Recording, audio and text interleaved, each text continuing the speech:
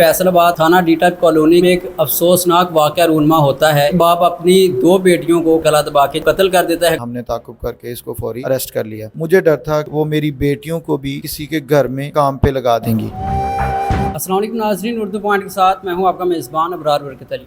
नाज़रीन, फैसल आबाद थाना डी टाइप कॉलोनी के इलाका में एक अफसोसनाक वाक़या रूनमा होता है। हमारे साथ मुतल्लिका थाने के SHO आदिल मुस्तफ़ा साहब मौजूद हैं, उनसे इस वाक़े की तफसीलात जानते हैं। सर, मुझे ये बताइएगा कि ये वाक़या कैसे हुआ, आपको इसकी इत्तला कैसे मिली? 4:53 पे बजरिया 15 रेस्क्यू मुझे इत्तला मिली कि 2 बच्चों को उसके बाप ने गला दबा के कत्ल कर दिया। फौरी तौर पे ये क्योंकि हमारा एक सेंट्रलाइज सिस्टम है, कॉल जो है वो एक सेंट्रलाइज तरीके से सारे ऑफिसर्स तक पहुंच जाती है। तो DSP साहब, SP साहब, इकबाल टाउन तमाम मौके पे पहुंचते हैं। सबसे पहले क्योंकि मैं करीब हूँ, मैं पहुंचता हूँ, जाके देखते हैं तो बेड पे 2 बच्चियाँ मुर्दा हालत में पड़ी हैं।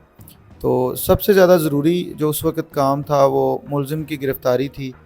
तो मोहल्ले वालों ने हमें गाइड किया कि मुलज़िम इस साइड को भागा है, लेफ़्ट साइड को, तो अगर आप फौरी इस तरफ इसका ताक़ुब करें तो वो पकड़ा जा सकता है।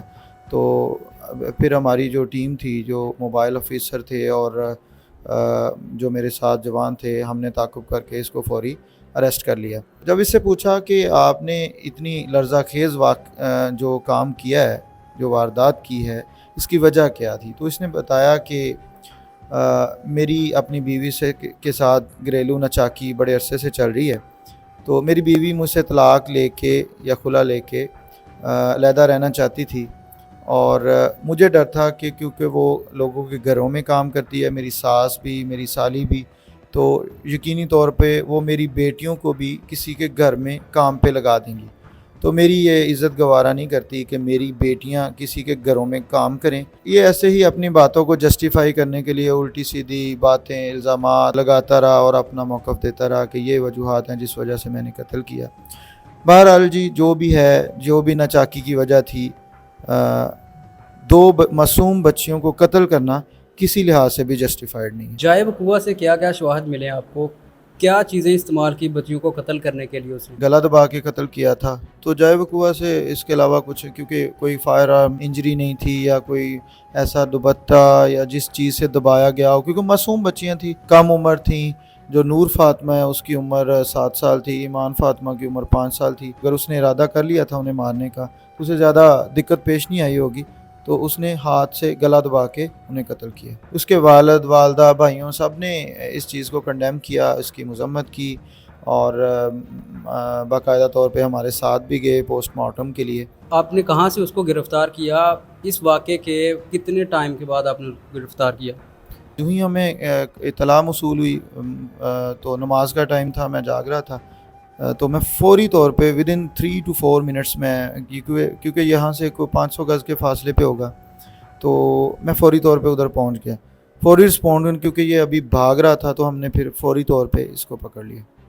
मुल्ज़िम का क्या कहना है इसके ऊपर? उसने जुर्म कबूल किया है?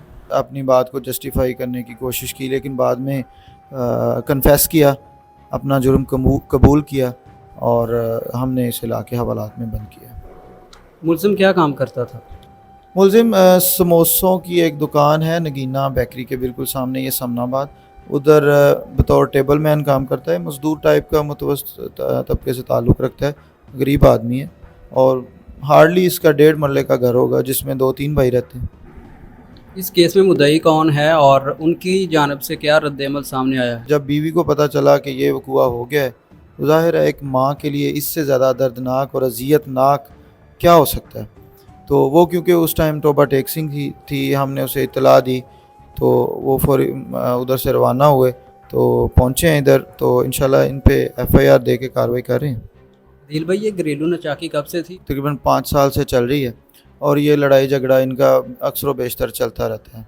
मोस्टली बच्चों के मामले पे, ख़र्चे के मामले पे, इस टाइप के, क्योंकि वो गरीब एक मज़दूर टाइप बंदा था, तो इनके इस मामले में लड़ाई झगड़ा चलता रहता था। केस में मुल्ज़िम के ऊपर कौन कौन सी दफ़ात लगाई जाएंगी? जी, इसमें सीधा 302 की FIR होगी